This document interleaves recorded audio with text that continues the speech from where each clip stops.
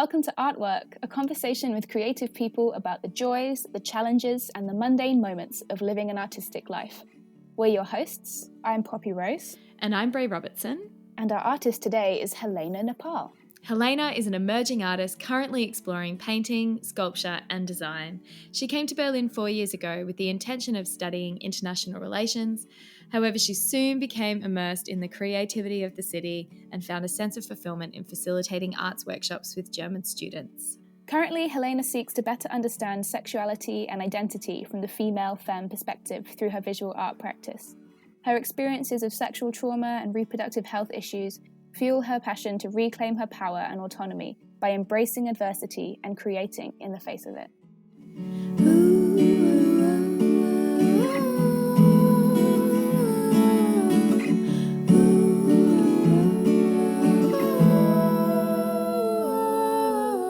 I'm in a very chipper mood. I've had 4 cups of coffee. Oh my god, 4? It's like not even 1 o'clock. Wow. Yeah, I know. I'm out of control. That's crazy. I feel my palms. She's sitting next to me, just shaking a little bit. Oh. Gotta get your kicks somehow. Yeah, it was such a nice morning, like because it rained last night, and like I feel like I could smell the trees growing. Do you know what I mean? Like it was so totally fresh.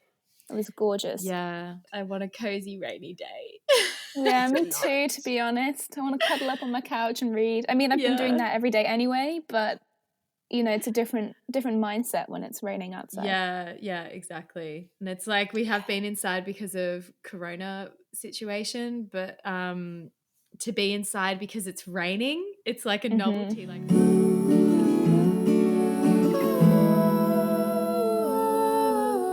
Poppy and I have both known Helena for quite a long time, probably. The entire duration of my time here in Berlin. Yeah. Yeah, one of the first things I went to actually was that house concert, or well, early memorable events was the house concert that you did with Poppy when you guys first met. Oh yeah. And Sophie also played. Yeah. Oh yeah. Oh my goodness. I'll never forget that. I don't know why, but it was like a really special night for me. Because I was all wide-eyed and bushy-tailed, just new in Berlin, and I was like, people do this. This is magic. That was a nice evening. That was lovely, yeah. Yeah, I met you probably like 4 years ago now. Doing German camps and being artistic in the forest with lots of German students, and it was magic. We had a magical summer together, frolicking in the forest and dressing up in costume creating beautiful worlds of make-believe. Totally. In the forest and also in Berlin. Yeah, totally. Yes. Just getting totally... We dress up a lot. We do dress up. Hat change. Yeah. And we live together. So we know each other very, very well. And Helena is someone that has inspired me for a very long time with the work that she does. And I'm very excited to introduce her to our wonderful listeners today. I think it's really amazing that you guys are doing this. I think it's such a wonderful opportunity to give artists a voice, you know, because a lot of artists really just don't have an opportunity to get their thoughts out there.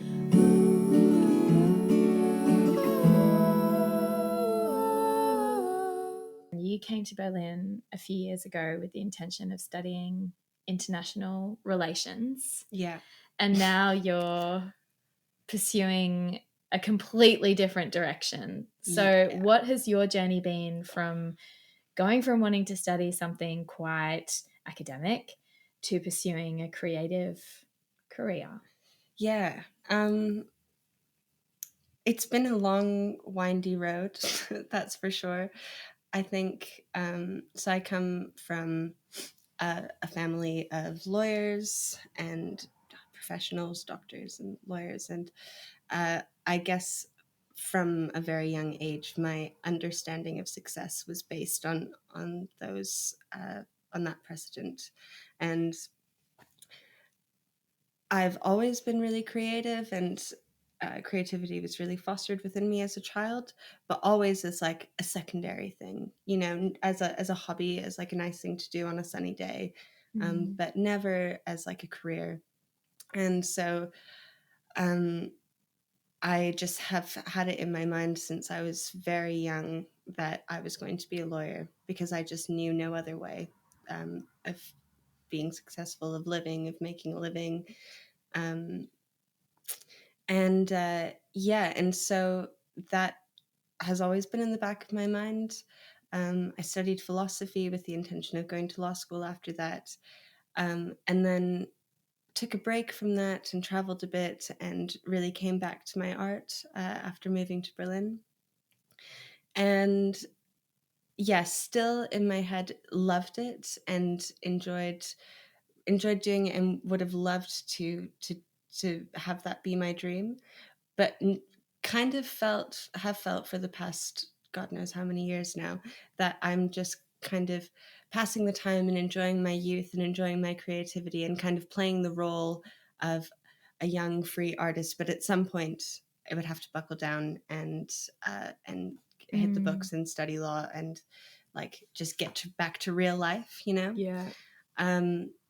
I think that's like been a huge, still a constant struggle, feeling like I'm living in a dream world and that one day it's going to be time for me to snap back into reality.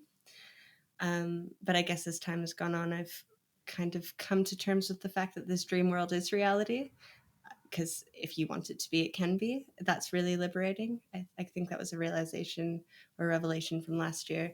But I came to Germany with the intention of studying international relations, because that's what I thought I had to do. And so I met Brea working at this English camp, making art with kids in the forest, and I felt so alive and free and met the most amazing creative people. Every single person I met that was working there and in Berlin was just doing a project, had a thing. And my mind was blown that people could live like this. And so I was supposed to stay in Berlin for 6 months, have my little bit of fun, and then go to this school in the middle of nowhere, Germany, industrial town, Kleve or something it was called. And then had this experience and realized, like, no, it's time. I want to live in dream world for a little bit longer. And so gave that up and have just been in Berlin ever since doing that. Yeah, and it's been amazing. But still 4 years going back and forth. Just last year, I got accepted to study law at the University of Bristol and was all set to go. And then, yeah, that was, I think, the biggest moment where I was faced with like time to exit dream worlds. Yeah. And all of the fear that brought with it. And I think that was a pivotal moment for me. Yeah, because that was such a build up. Like I remember when you told me that you had been accepted into this university and you were really excited about it because you felt like this is the right step into what I have to do next. Yeah. But then as the time drew closer, you were just like, you were filled with dread. And then but there was just no other option for you in your mind, I remember. And then you had that conversation with your mum. Yeah.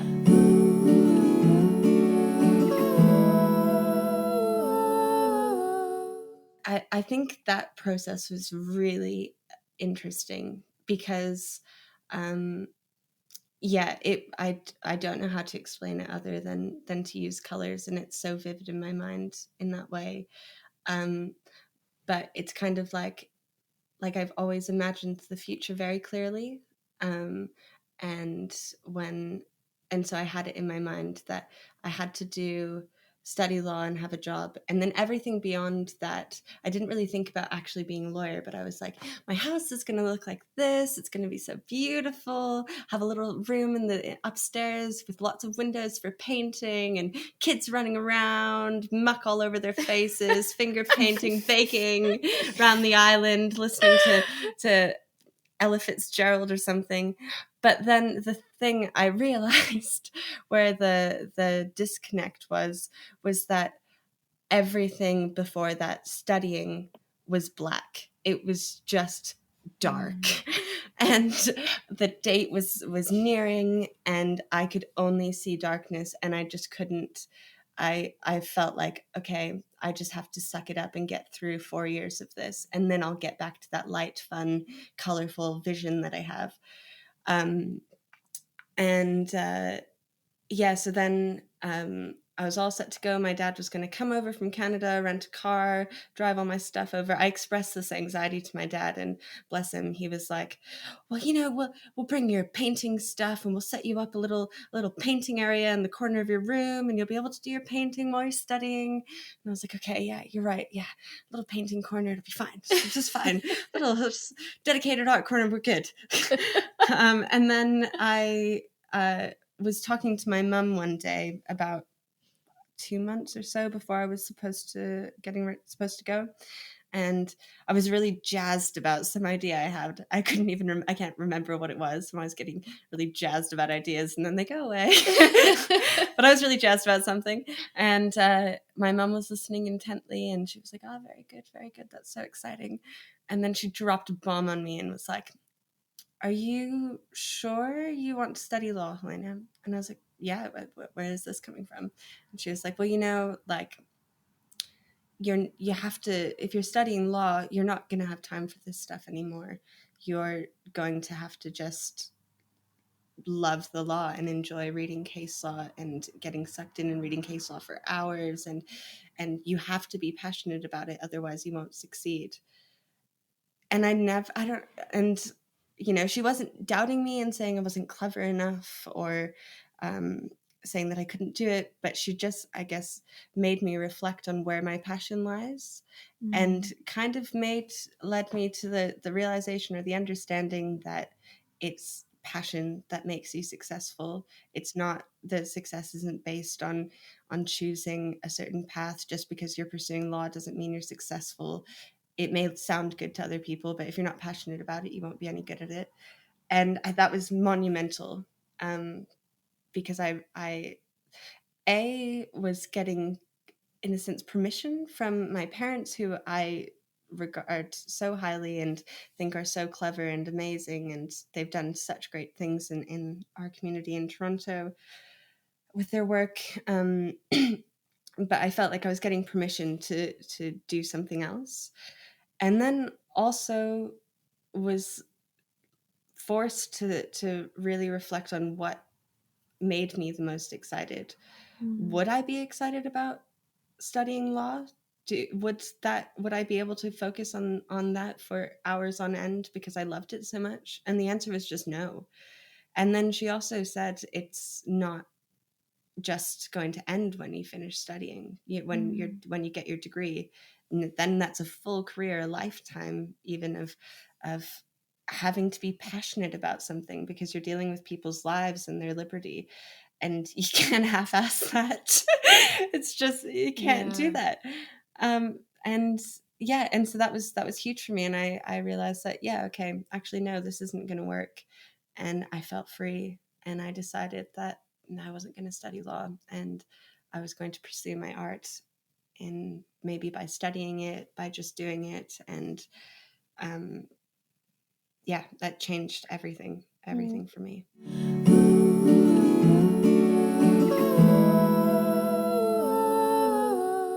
It's such a huge decision that you made, and I'm so proud of you for following your heart and following your art. And it's amazing that it can give you that much drive and passion to make this huge life choice.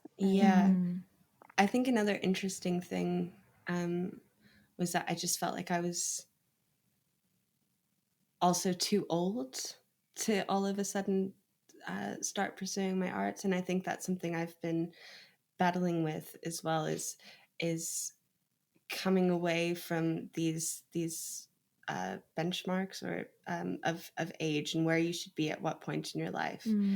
And felt that, every year that I pushed it off, I was a bit farther behind from everybody else. And that's not the case. And so I'm 25 now, and I think I still have to remind myself every day that I'm not too late to the game to be doing what I want.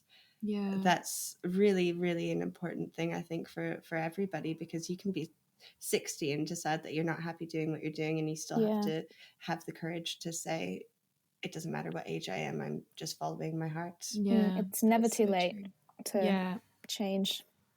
Yeah. Absolutely. And I feel like that is something that we have to battle with a lot, and especially women with like our little frame, our little window that we get to, you know, once we finish school, to live our life. And then, you know, if you want to and you choose to have children, where does that fit? And I've definitely felt that pressure of it feels to me like I actually have so little time to do what I am excited about and what I'm passionate about. Like, I've heard you talk a lot that what you learned at music school was that if you'd kind of bypassed 23, then that was like, you know, your moment had gone. Yeah, I really like, I mean, that wasn't, you know, it was never explicitly said like that, but it's definitely how I felt. And I think especially from the music that I was consuming at the time, everyone seemed to be like 18 or 19 and had this huge song and, you know, was making huge leaps in the industry. And I just kind of felt that, like, you know, if I don't write this amazing song and before I'm like 24, 25 or, you know, early 20s, then that's it. It's over and there's no point even trying. Like, that was completely how I felt, which is, really ridiculous. Now that I say it out loud, really. But I'm so glad that I've come to that realization that is not the case, and everyone's on their own journey with life and with their art and with their path, you know, and we all walk at different paces, and what's right for someone who's age 18 might be right for me in 20 years or never, you know. It's it doesn't matter.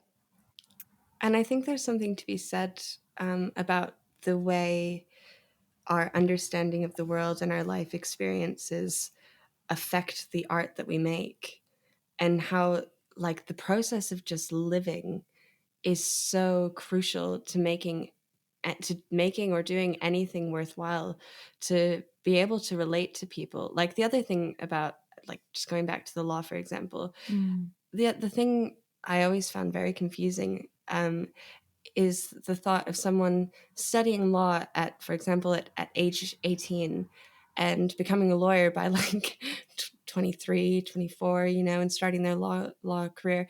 And they've had no life experience, and you're dealing with people, but you have no point of reference to be able to relate to them on a really, like, true human level. And it's the same. That was something which made me okay with studying law a little bit later. But then I realized that all of the life experience that I've gained from 18 or 19 when I left university to now is so important in order for me to make art that I think is impactful and important to put out into the world. And I think with doing anything, same with music, all of our life experiences help us create something that's unique and relatable. And so to have these age points just doesn't make sense. Because everything is evolving, and we're evolving, and our art is evolving, and it's and it's also just not about productivity. It's about going out and traveling, or going to a bar by yourself and having a really great conversation with somebody that just blows your mind, you know, and feeling alive and connected to your surroundings and to humanity. Like, those emotions and those experiences help us to make something better. You can't just trap yourself away and say, I have to make a hit single by the time I'm 19, or I've got to paint 20 paintings right now. You know, it just like... you're not giving yourself time to actually be influenced by the world around you. I think that's something Poppy and I have talked about a lot, of that pressure to be productive and to do things quickly in today's society. And it's like the life of an artist, I don't believe, was ever meant to be something that was based on productivity and get things done by a certain time frame, or keeping up with the way that society is going now. And I I feel like as artists, we're trying to keep up to the pace of the rest of society at the moment. Yeah. But it's so fast, and the pressure that puts on us is crazy. Yeah, I think the technology that we have available to us now is just really emphasizing how quickly, things need to be, or, quote, Yeah. need to be.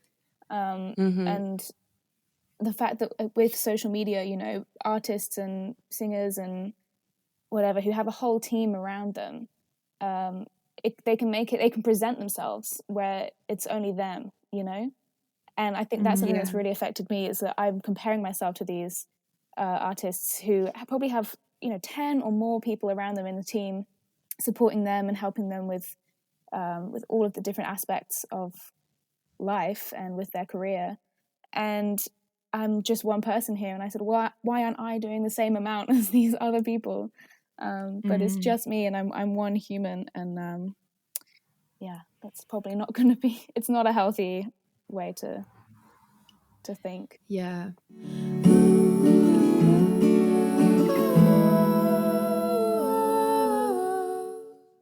So, Helena, could you tell us a bit more about your art and what you create and what you want to say with it, or if you want to say anything with it, or it's just self-expression, or? Yeah. Well, I think I've been going through one phase in particular for the past couple of years, exploring sexuality and pleasure and just reproductive health, all of which I've really struggled with. And so I guess subconsciously I was using my art as a way to better understand myself and perhaps turn the negative life experiences I was having into something. Actually, I don't want to say beautiful, but turn them into something outside of myself.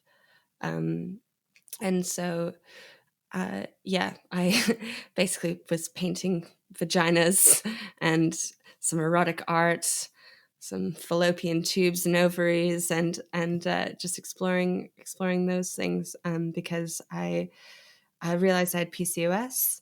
And again, disconnect. I really wanted to have a family one day, and was doing a lot of work in my life with my diet and exercise and mental health as well to try and regulate my period. And it was something that really created a lot of turmoil within me in my experience of myself as a woman, as a female, because I understood my womanhood as being directly connected to my ability to have children, and feeling, or having been told by a doctor that that wasn't going to happen for me, probably a little bit frivolously of them to just dump that on me, but it really did affect me. And so I spent quite a lot of time doing this. And then also just like sexual trauma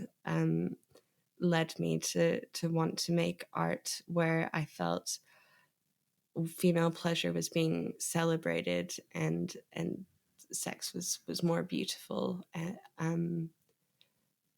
That was like pretty crucial and cathartic.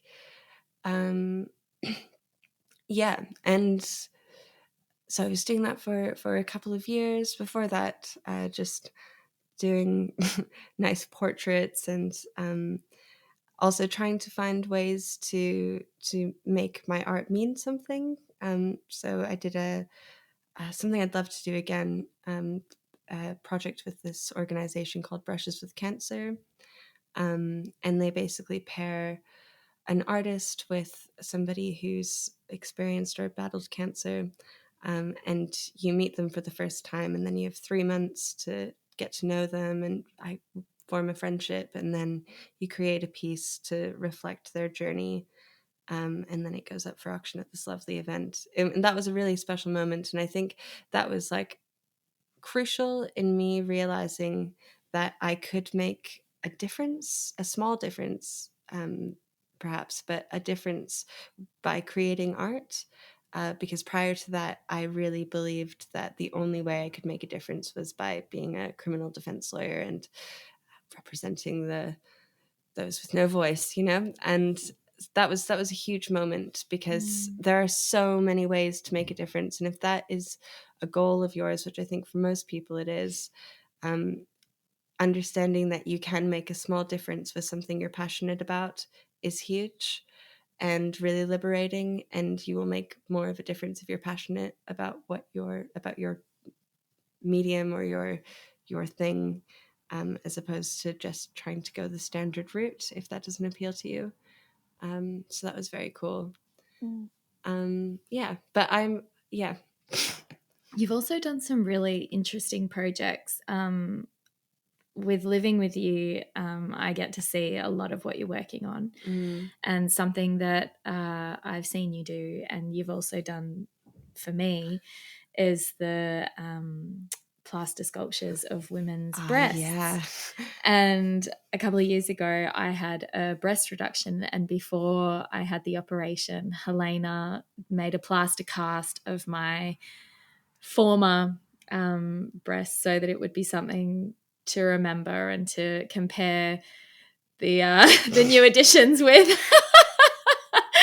And then that kind of gave you an idea to work on something else, which I thought was really beautiful. Yeah. And it might not evolve into something, but the idea behind it was very cool. Hopefully it does. I think that's another thing is with taking time. I think so basically what my vision is for this, and what I've kind of started, is to do plaster casts of many different women from different ages, different backgrounds, and whilst doing the casting process in a position where they're really vulnerable, they're naked, their top is naked, with essentially a stranger, and just kind of asking them about their experience of their body, their relationship with their body, recording all of this and taking all of the plaster casts and making kind of like a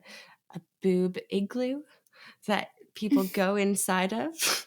And inside they would be confronted. All of the walls would be made up of all of these different breasts, different sizes, that they could kind of reach up and touch, and then having them also be confronted with the audio from the interviews. And I think the goal there, it will probably mutate over time, because I will need to get many casts.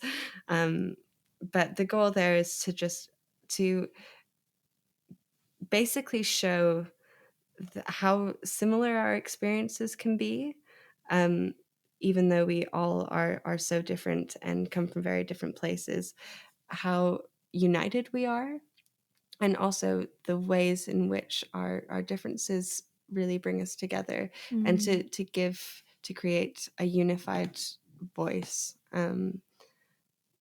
That's the idea. I would love to see that come to life. Goosebumps when you Did were you, talking Poppy? about that. Well, let's see how it changes. I would definitely volunteer to do a cast if you need. Thanks. Oh, I would love that. It's very cool. I need a new updated one. Yeah, you do. It's going to be so perky. But yeah, I think, and then also going along with that and making a change, like the end goal also for that is to do an event, where, like a charity event, where we have all of these different immersive experiences and performers, and donating the money to some great cause, like Lara, for example, in Berlin, is great. They provide relief for victims of sexual trauma and domestic abuse. And it's one of those ways in which you can do something creative that's really fulfilling, where a lot of people are getting involved and learning and growing and talking with one another, but also, giving back to the community. And I think that's what I'm really passionate about.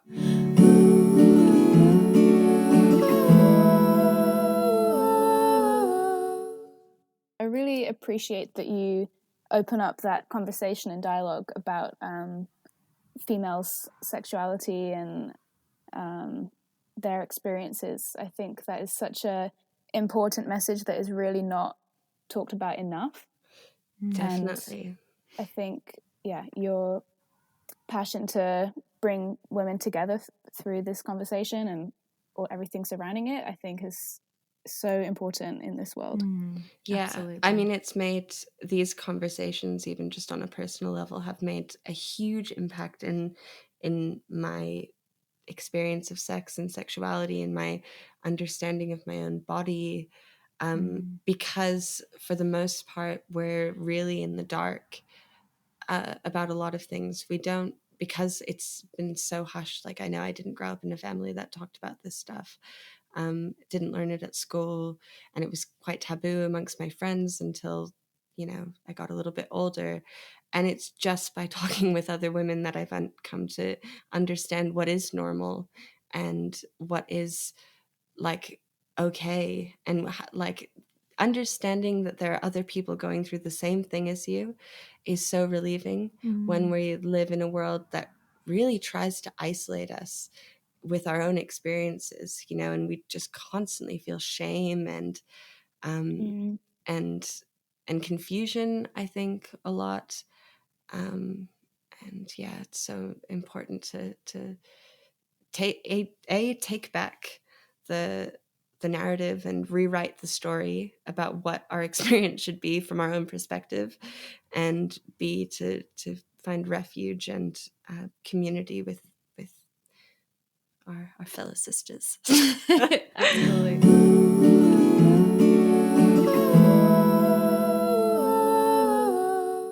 You've been exploring painting, and this has been like such a strong theme in your life over the last couple of years. But now you're not only painting, are you? Like, for a while you were thinking maybe painting would be your path and this would be your career, but then that has shifted for you in the last little while, right? Massively. Yeah, and I think that that's the beauty of this change, this artistic path that creative path I'm taking, is that it's like, I fancy painting for like a month, and then all of a sudden you can be like, oh no, I think I'm going to focus on sculpture, and oh no, actually I really feel like building furniture, or like I think I'm going to get into interior design, you know, and I am all over the maps with what I'm excited about and what I want to do. And so I'd like to create my dream is to create a space which is like a gallery, a workshop with workshop spaces that can be rented, perhaps a cafe, love a bit of baking. I love music, you know, just a community hub that is like inclusive of all sorts of different things. I'm really into design, furniture and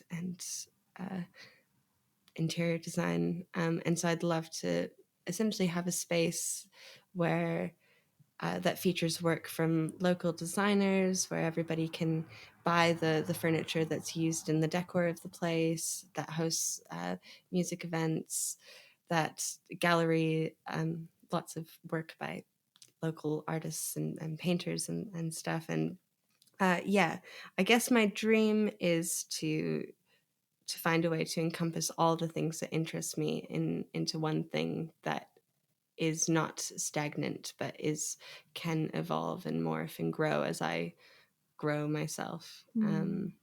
That's really exciting to me. Yeah. It's because I live with Helena, sometimes I'll just be, you know, reading in my room or doing an online workshop with a student. And then all of a sudden I'll just hear a drilling noise. There's been many a time when I've like popped my head in Helena's room and she's trying to leave a resin out of a off a board, or painting and rebuilding her desk, or building a light. It's just amazing what you can create. You see something and then you can make it, and it's just so far from what I do that it just really amazes me how That's really sweet. you do it. I do love that. I don't know. It gives me, nothing gives me more joy than having an idea and seeing it come to life, like physically in a tactile way. I love touching things and using my hands and realizing how powerful they are. Like, it's just crazy. They're very clammy right now, but from all the coffee. But like, it's just so cool how much they can do. And I feel really, I'm really, really fortunate and thankful to have given myself permission to explore that and to see what can happen. And to just be curious. Yeah.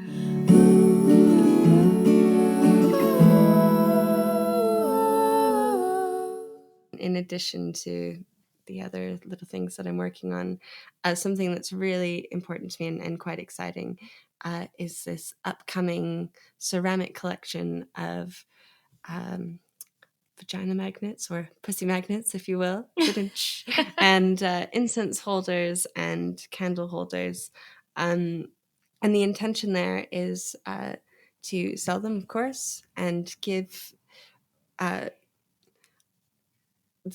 idea kind of stemmed from a lot of shame that many women feel about their vaginas and the way that they look. And so each is very different and unique, just as all of our vaginas are, like the beautiful flowers that they are. And yeah, to have a little piece of our womanhood as part of our homes. And then again, once this is all up and running, I would really like a large portion of the sale of each piece to go to an organization that supports women.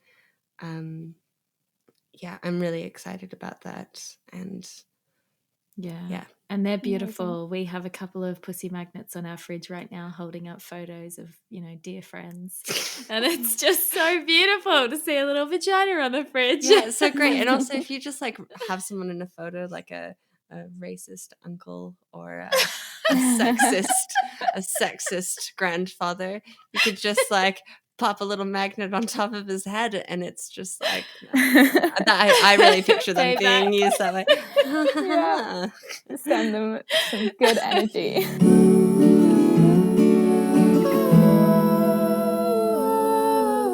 You are a really inspiring person. I feel like over the years that I've known you, the conversations we've had and the art that you're creating, it has challenged me and my views, having grown up in quite a conservative background. And you've opened me up to this whole world of not just feminism, but understanding the beauty that it is to be a woman, and how like there have been beliefs that I've had growing up that I didn't even know that I had, that was holding me back and entrapping me from really loving my womanhood and really embracing it. And I think that what you're creating and the topics that you explore in your art really liberates the people around you. And you've definitely done that for me. Yeah, sure. I would second that. That's very, very lovely. I also have to say that I think just having, like I kind of said before, having this solid community of women who are actively pursuing their passions is so inspiring and crucial, and has been huge for me to see all of these empowered women doing exactly what they want. And I it's amazing, and I'm really, really thankful to know you guys. And what would you have, like if there are people listening who are bridging that gap between following what they think they should do or wondering whether it's feasible to pursue the arts, would you have any words of wisdom or anything that you would want to share from your experience to encourage them? Yeah, I guess the most profound realization for me is that our lives are short, and we will not be good at anything we do if we're not 100% passionate about it. If you're not feeling happy and fulfilled, then you're not actually giving anything to the world that we live in. The world does not need any more bored, miserable people who are just doing what they have to do to get by, and putting all of their dreams and passions to the wayside. That doesn't cultivate inspiration or joy in the people in the world that we live in.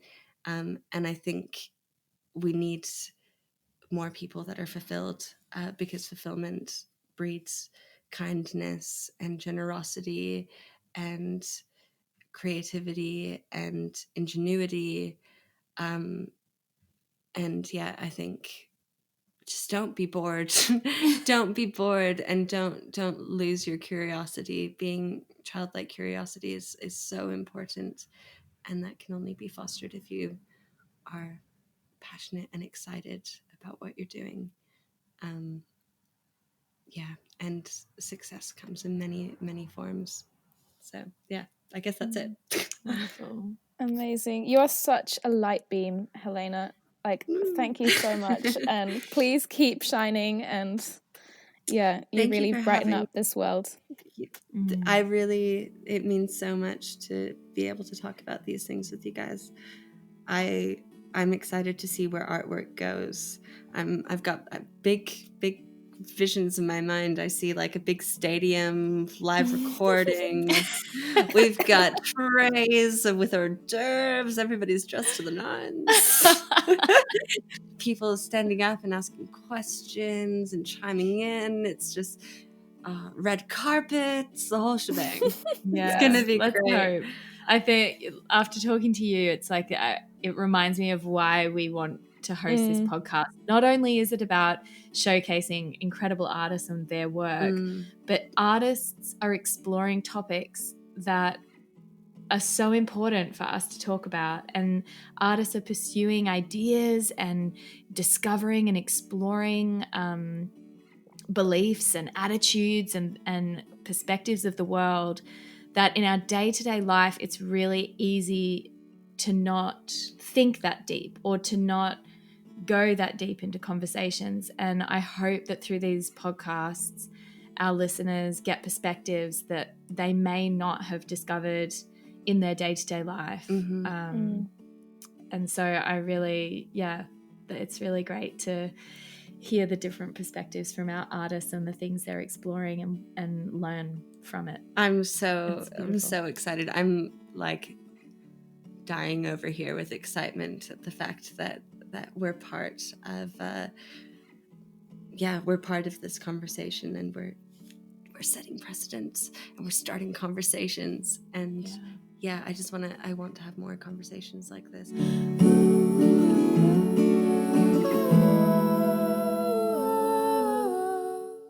Thank you so much for listening to today's episode. To find out more about the Artwork podcast, you can find our links in the show notes, as well as all the links to today's artist. And if you've enjoyed this episode, we'd love it if you would take the time to rate and review it so that more people can find us in the future. If you know someone who you think would be interested in the topics we've discussed today, why not share this episode with them? You can follow us on Instagram at art.workconversation. And if you're an artist and you want to join us for a conversation, feel free to email us at art.workconversation@gmail.com.